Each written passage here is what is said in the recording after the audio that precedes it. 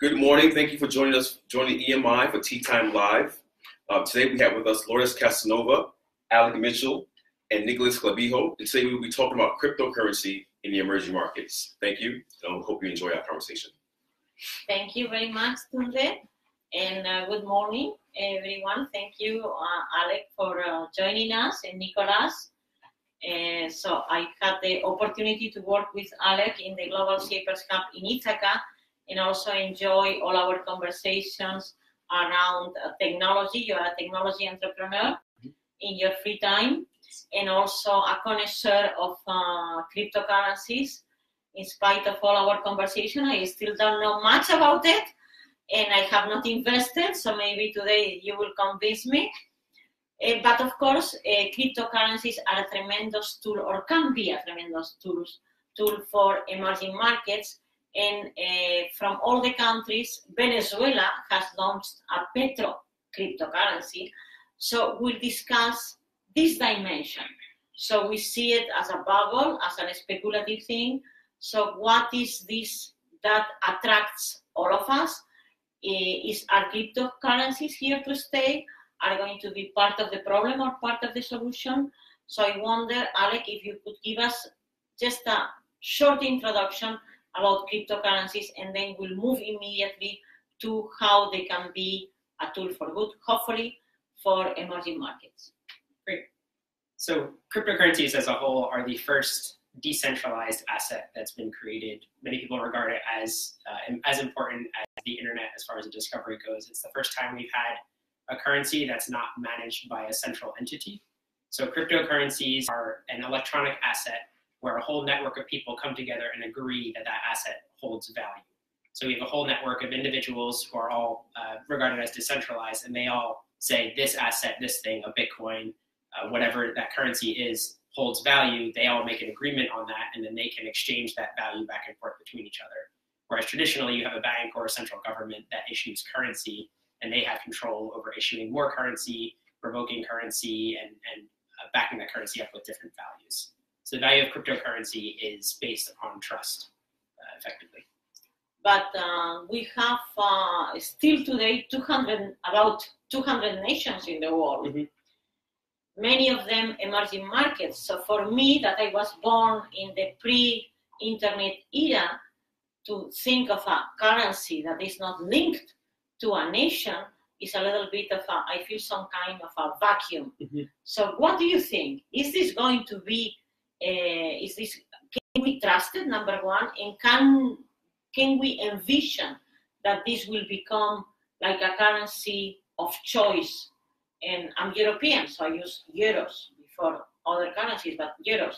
So I've seen the birth of a new currency, the euro. I've seen that, and we all now trust the euro, or many of us trust the euro. So how do you see this evolving? Is this going to stay? Is this going to be a currency of nations? So I think if the question is is Bitcoin going to become currency of nations? Yeah. I think that's a big question. I don't think there's a clear answer to that. But I think are cryptocurrencies here to stay? And that's a definite yes. It's a new revolution in how we understand what money is. It's a new revolution in how we understand what value is. And it's a new revolution in understanding when you hold a unit of currency on a flash drive versus a US dollar bill, and you understand that both of them are based in trust and not based on any other asset. As US dollar was once based on gold and silver and other assets, it's now based on effectively trust. So people are questioning what the difference is between the two of them. So I don't ever see a future where there won't be cryptocurrencies involved. Which one remains, stays, which countries create them successfully and create value in them, those are big questions, but they're absolutely here to stay. And I think as far as emerging markets go, Venezuela is a great example of a country where their hyperinflation is causing massive issues across the country, food shortages, everything across the board. I'm sure folks are very aware of all the issues going on there. Them creating their own cryptocurrency is an attempt. I don't think it'll work because it's government backed and a few people trust the government there. But it's a great opportunity for countries where there are unbanked individuals. So I think it's somewhere over 1 billion people in the world are unbanked. I don't know the exact number. But cryptocurrencies offer the ability for any individual to operate a bank account effectively in their pocket. They can control this electronic wallet, and they can manage their own money without a central entity doing so. And that's currently doesn't exist with government-backed currencies in a lot of different emerging markets. And Nicolas, you are a student at Universidad de los Andes. You and 4 of your classmates are coming to EMI to do an internship this summer. Of course, Colombia, where you are coming from, is suffering a lot from the crisis in Venezuela, and you have been witnessing this launch of the petrocurrency, and you are of the generation, like Alec, who can trust more the cryptocurrencies than myself. But how do you see that? Is this going to be a solution for Venezuela or part of the problem? What do you think? Okay, I totally agree with Alec. Cryptocurrencies are here to stay, and I think it's a great system. Yeah, it's safe, and a whole network is backing up the value of the currency. But I don't think the currency per se is a solution for Venezuela, because the currency depends on the trust people have on the currency and how they back it up. So if people don't trust the government and Venezuela doesn't change their policies, the new currency will also be totally devaluated. So they need a new currency that people trust, and that's backed up by the network that created. And then also, when you introduce the currency to financial markets, the currency not only depends on the network and on the system, but also on how all the market valuates it. So I don't think it's a long-term solution. They need to restructure their entire government so that their economy survives and grow again. As a, I would say, a specialist, expert, whatever an expert is, in emerging markets and having done tremendous work in Latin America, and as a woman, my heart falls apart every time we have a currency crisis in Latin America. And we are seeing a tremendous one right now. Argentina, there was a lot of hope with the new government. Argentina had to increase the interest rates to 40%. Which country can survive on that? And of course, Argentina had issued debt in dollars, also in Argentinian pesos. But how can Argentina repay the debt in dollars? Not only the government, but also private companies that had to issue debt in dollars in a tremendously devalued currency. Also, even Brazil, that seemed to get out a little bit of the political and social and crisis. Even Brazil, again, Brazil has a lot of reserves in dollars, but still the currency is going down, 3.66 to the dollar. So again, the debt is growing simply because the local currency is going down. How these cryptocurrencies, and again, this is a question for both of you, can change that? Because I was probably the last person in favor of dollarization of the economies, and we have some countries, El Salvador and Ecuador, that are dollarized in Latin America. So how can we cryptocurrency one country so that removing a lot of instability in the local currency? Is there a possibility? Can we speculate on that? Any experts on that who can give me an answer? Okay, if the cryptocurrency is well managed, it could be a solution, but you need, again, a government that we can trust. Yeah. And maybe by having two currencies, they can manage to pay their debt in a better way, because they can play with the two currencies and do whatever is better for the country in a crisis. But again, you need a strong currency and a currency that people trust. If not, it's just a new currency that nobody will want to use. So I think that's my answer. But it's hard to say if it will work or not. Okay, Alec, I'm going to push you a little bit. You told me to invest, and I didn't. And I'm happy I didn't, because the cryptocurrencies have gone down. So are cryptocurrencies dollar equivalent to the dollar or the euro that are more stable, or are they, sorry for the Argentinians, Argentinian pesos? Because given the volatility, their behavior is more like an Argentinian peso. And again, all my respects to Argentinians in this wonderful country that I admire very much. But I've seen so much volatility that I thought, oh my God, this is not a stable currency. Mm-hmm. So what do you think, Alec? I don't think it should be called a stable currency yet. It's very far from that. I think to talk to the previous question a little bit, when you look at a cryptocurrency versus a standard issued government currency, the big difference between both of them is a standard issued government currency in most cases is inherently inflationary, right? More is printed every year on a regular basis. We were talking about this before this started.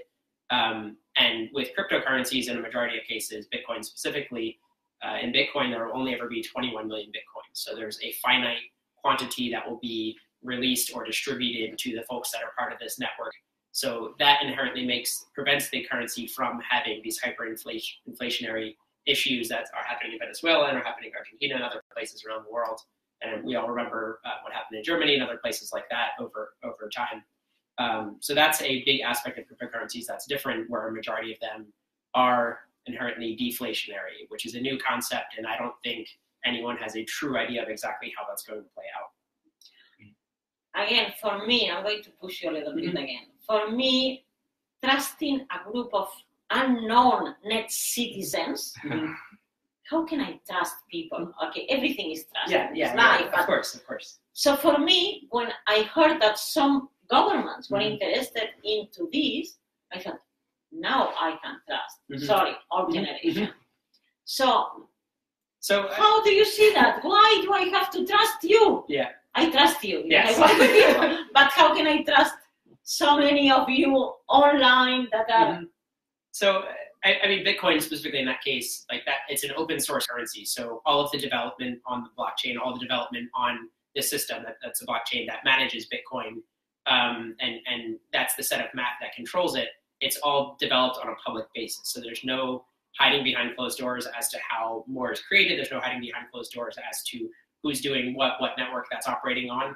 So it's the first time where this has been developed with complete public transparency. So I think what I would say is when you look at the US dollar and what the Treasury is doing, we get bits and pieces of what's happening. They have some mandates to publish certain things, but there's a lot of things that happen behind closed doors that we don't necessarily understand is going on.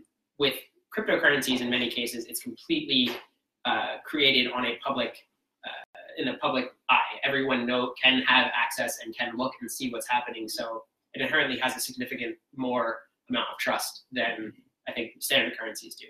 And I think for folks who didn't grow up with technology the same way that we may have, that's a different level of trust and understanding that has to come about. But the internet's enabled this network of people to come together and say, okay, we all agree on this system, and to come to build a lot of trust from the start.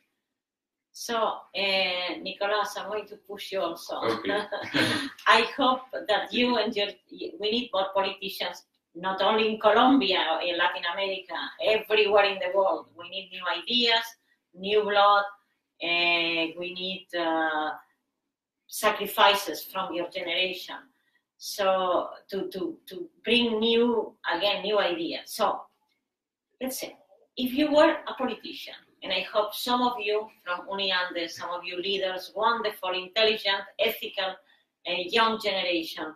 So would you push to use a cryptocurrency as the currency of choice in Colombia? In Colombia. Okay, that's a hard question. I think cryptocurrency right now is discovering its value. Yeah, that's why it's not a trustful currency. It's not a stable currency, because people is trying to discover what's the right value for a Bitcoin, for example. That's why you had a really expensive Bitcoin and then the price falls and you don't know why. So we are trying to discover what's the right value for the currency. So right now it's a little bit risky for a country to use cryptocurrency as their national currency.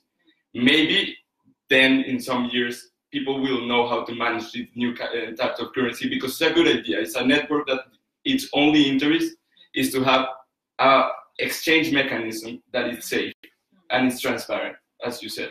So it's a good idea.